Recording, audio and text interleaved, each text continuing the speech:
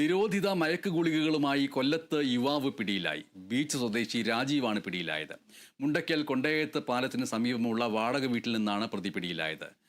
അർബുദത്തിന് ഉപയോഗിക്കുന്ന വേദനസംഹാരിയായ 380 ടൈഡോൾ, മയക്കുമരുന്ന് ഇനത്തിൽപ്പെട്ട 39 നൈട്രാസെപ്പാം എന്നിവ എക്സൈസ് പിടിച്ചെടുത്തു.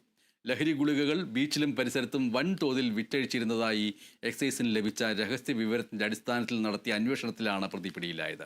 ബംഗളൂരുവിൽ നിന്നാണ് പ്രതി ഗുളികകൾ എത്തിച്ചിരുന്നത്. പോലീസ് അന്വേഷണം ശക്തമാക്കി. ഇത് വേദന സംഹാരി എന്നും പറഞ്ഞിട്ടാണ് ഇത് കൊടുക്കുന്നത്. നൈട്രോസെപ്പാമും എന്ന് പറയുന്നത് ഷെഡ്യൂൾ ചെയ്തിട്ടുള്ള ഒരു ടാബ്ലറ്റ് ആണ്. അത് യൂസ് ചെയ്യുന്നത് വെള്ളത്തിലൊക്കെ ഇട്ട് കലക്കിയിട്ട് സിറിഞ്ചിൽ വലിച്ചിട്ട് ഇഞ്ചക്ട് ചെയ്യുകയാണ് ചെയ്യുന്നത്. അപ്പം നമ്മൾ ബീച്ച് ഏരിയയിലൊക്കെ പോകുന്ന സമയത്ത് ഒത്തിരി പിള്ളേരുടെ കയ്യിലൊക്കെ ഇത് കാണാറുണ്ട് ഇതിൻ്റെ പാട്.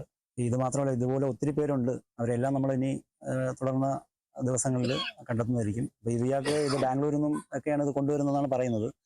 അപ്പോൾ ഇത് ഇയാൾ വാങ്ങിയതാണോ, ഇനി ഇയാൾക്ക് ആരെങ്കിലും എത്തിച്ചു കൊടുത്തതാണോ എന്നുള്ളത് തുടർന്നുള്ള അന്വേഷണത്തിൽ നമുക്ക് കണ്ടെത്താൻ സാധിക്കും. പൈസ ഒരു ടാബ്ലറ്റ് 200 രൂപ ആ കണക്കിനാണ് കൊടുക്കുന്നത്. അപ്പോൾ ഇവർക്ക് നമ്മൾ ഇപ്പം തന്നെ ഇയാളെ പിടിച്ചു നിർത്തിയപ്പോൾ തന്നെ ഇയാളെ ഫോണിൽ തന്നെ ഒത്തിരി കോൾ വരുന്നുണ്ട്.